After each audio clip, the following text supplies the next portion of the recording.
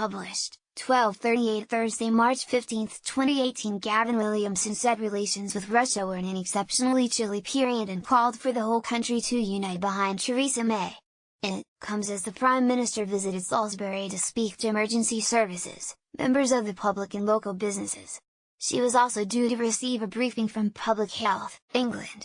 Home Secretary Amber Rudd was chairing a meeting of the government's Cobra Emergencies Committee in London to discuss the latest situation. And Environment Secretary Michael Gove led a cross-governmental, ministerial recovery group looking at support which will go to the people and city of Salisbury in the aftermath of the incident.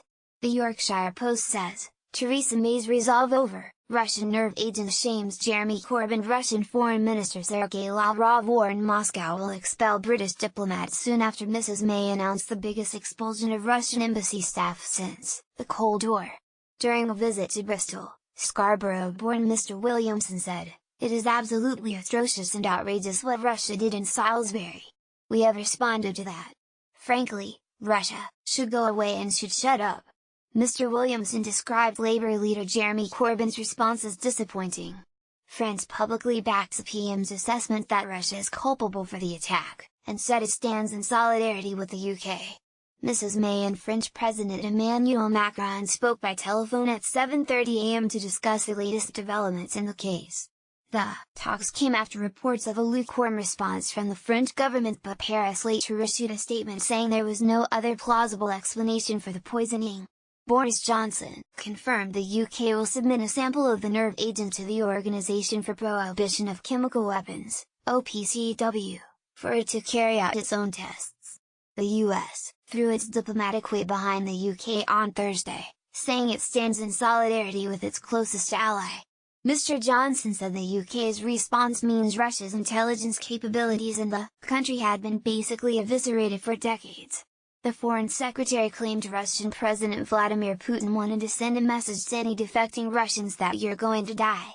Announcing sanctions in the House of Commons, the PM said the attack on ex-spy Sergei Skripal and his daughter Yulia amounted to an unlawful use of force by the Russian state, against the United Kingdom.